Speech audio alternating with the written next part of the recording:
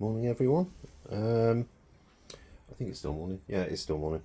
I did actually do a video last week, which I didn't put up because I kind of felt after I sort of recorded it, I thought I might be shilling someone else's products. So I thought, oh, I'm not going to fucking do that because I have no sponsors.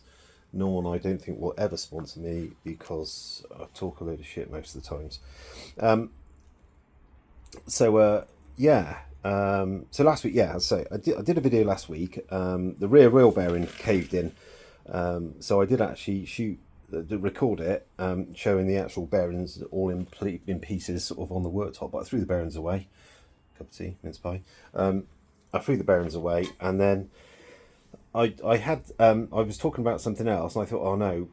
By the time I recorded it, I thought, oh, no, it sounds like I'm fucking selling someone else's products, which I don't want to do because I don't want to influence anyone. In fact, I am the opposite. I am the anti-influencer. I buy things because I think they're good, and I buy things because I read up on them or whatever. I suppose I am influenced myself in a way. I don't know, but I prefer that to stop with me. So trying to go through the things one by one. A few different random things to talk about. So the rear wheel bearing was crunching away, and I originally thought it was the chain set. So I changed the chain set, fucking idiot, and it really wasn't the chain set. And then it kind of stopped for a bit, and I think when it stopped for a bit, the bearings had kind of found themselves in a certain place where they actually weren't crunching away, and then it started again. And the week before last, I took the back wheel off and thought, oh, I'll have a look inside and check the bearings, and the bearings actually looked okay until I removed that sort of rubber sort of shell that goes around between the inner and the outer of the bearing, and inside they were completely fucking destroyed. All the cages that were holding the bearings, keeping them spaced apart, are just disintegrated on one side completely, and on the other side they were starting to go. Hence the reason of all the crunching, and the reason that I didn't think there was anything wrong with it is because all of the bits that had sort of disintegrated were inside the hub of the wheel. So the main thing that I learned from that was when I got the wheels coated a few years back, when I was rebuilding it after it got smashed up, I just went and bought some bearings. I just thought, oh, $5 for a set of bearings, that'll do, I'll have those. But it turns out that not all bearings are the same. The cheap pattern bearings, I think, lasted, I'm rough guessing, about 3,000 miles, which is nothing really, because the original ones, which had to come out at the time because I was getting the wheels coated, I think they were in there for like 15,000 or something like that. But they were either SKF or NTN. Anyway, so I bought some NTN bearings and I put those back in. But that being said, the sprocket carrier bearing there is a cheap, shitty one. And again, learning from my from that episode with the internal bearings, an SKF carrier bearing, I think it was about 45 quid, as opposed to the 12 quid pattern bearing. So that'll be coming out next, because when I did have the wheel off last week, that one was starting to feel a little bit crunchy as well. So my advice is, if you're going to buy bearings, you need wheel bearings, get fucking good ones, otherwise you'll be switching them out a lot more often. It's the age old, you get what you pay for. So that's that. The other thing is, I'm actually in the middle of giving it its sort of weekly, 2 weekly clean. It's horrible outside, it's fucking pissing down.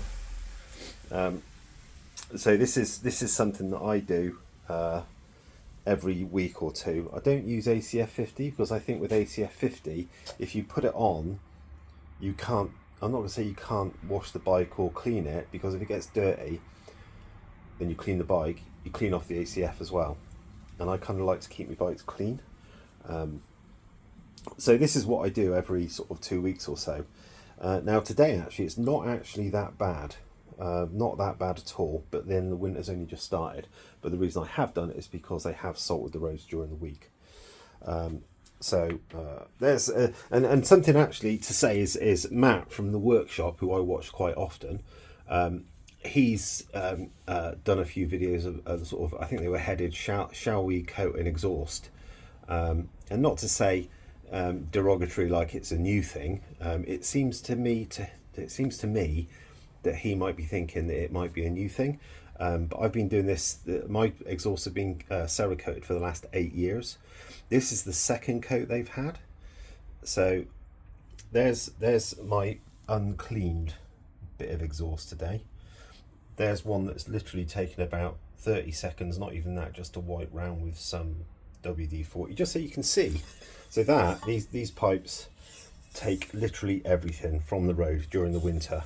They take the salt, the shit, the leaves, the rain, the gravel, everything thrown up at them. And as you can see, they're in not bad shape for this. That's a 3-year Cerakote on there. So these were done when I was redoing the bike after it got smashed up, along with the rear wheel bearings and what have you. And there's the sort of the exhaust in its kind of unclean state. And if I come over the other side here, that is all unclean because I've just literally dropped them off. And again, I can do this because it's just the design of the arrow headers, which I really like. There is one bolt. Where is he? If I can just, might be able to get to it. There. That bolt there is the one bolt that holds the whole system together. So you take that one bolt out and then it's just springs that hold everything together. So you can have the exhaust off in not even 5 minutes, which makes it incredibly easy to clean. Which means, I'm going to come back over this side because I've got my left hand, which means it's then dead easy to get underneath and clean all this crap and what have you. And this is probably the things that people who put YouTube videos up, sort of bike vloggers, don't put up. And these are the boring, shitty jobs that, well, no, it's not boring and shitty. That would be the wrong way to say that. I quite enjoy kind of keeping my stuff clean. But these are the jobs that you have to do in the winter if you want something nice and you want to keep it nice. That's the way it goes. So that was the exhaust. I just sort of come out to say that. So that is why I'm an advocate of Cerakote. On as much stuff as I can get Cerakoted. I mean, those are the fork legs of Cerakoted as well. And again, as you can see, I mean, I've not even touched those with a rag or anything, but they are immaculate after 3 years, and they will carry on being the same way. Other stuff that's kind of, I haven't actually cleaned behind here yet. Again, it's not too bad today, but I'm getting a little bit of peeling on the end of that spring. So probably next year, it's starting to bubble up a bit there as well.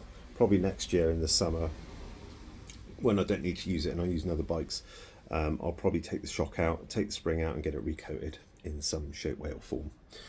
I don't know if I can get it Cerakoted actually, might be able to, don't know. So that was that. So that was the reason for that. Why did I say that? I don't know.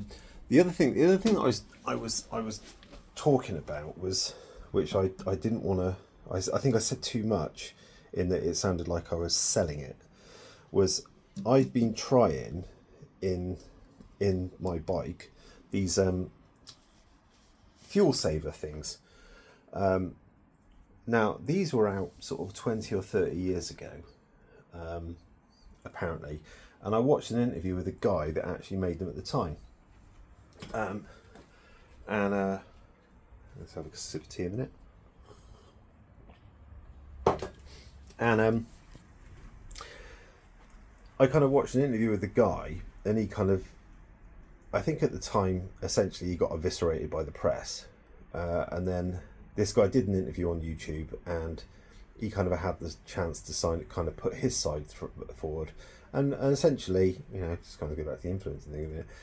I thought the guy seemed like a pretty genuine bloke, so I bought some. So I chucked a few in here.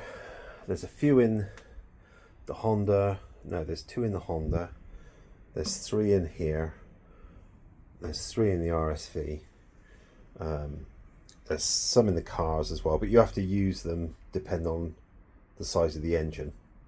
I think one covers something like 250 cc's or 300 cc's or something like that anyway.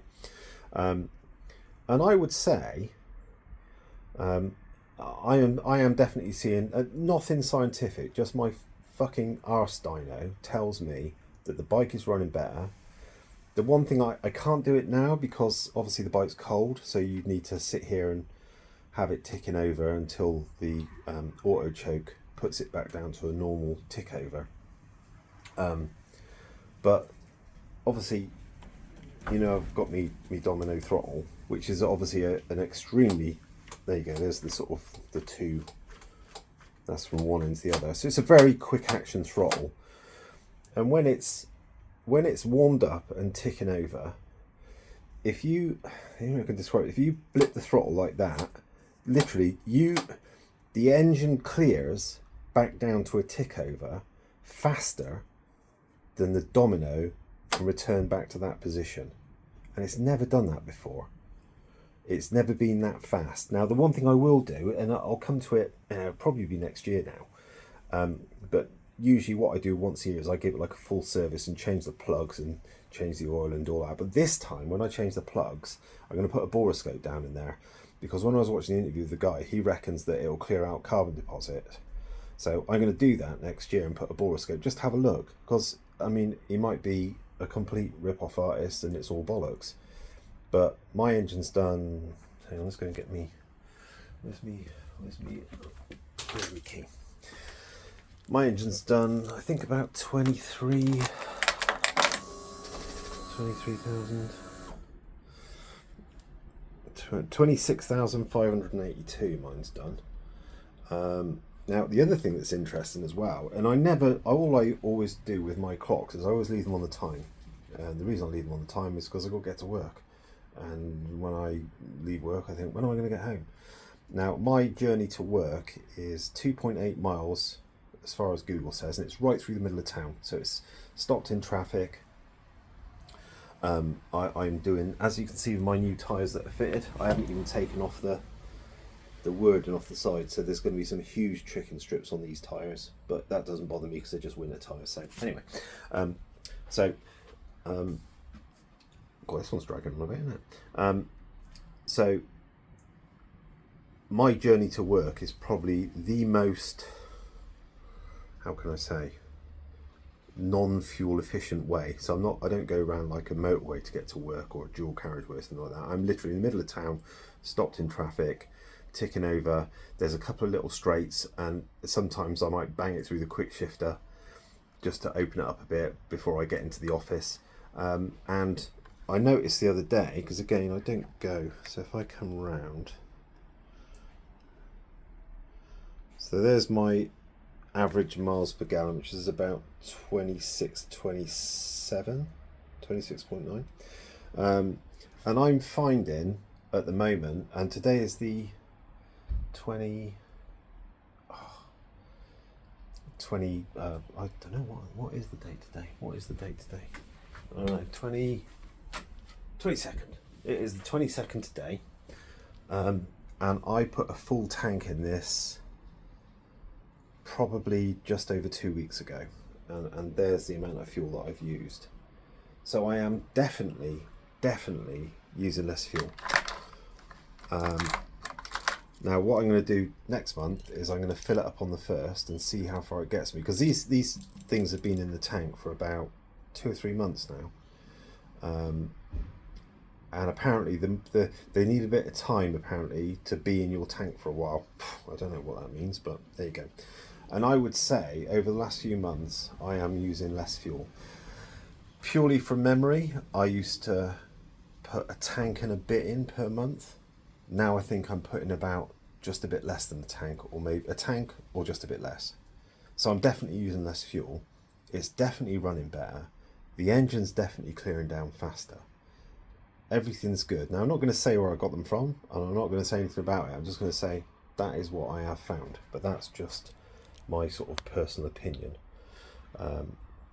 So anyway, that was my kind of daily chat, as it were. Yeah, so there you go. So that's not really much. So buy good wheel bearings, because shit ones are shit.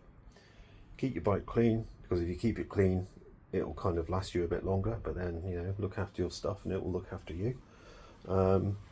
And Cerakote's really good, and I highly recommend it, especially on exhaust pipes, because it makes it look like that I say 8 years, 3 years on this coat.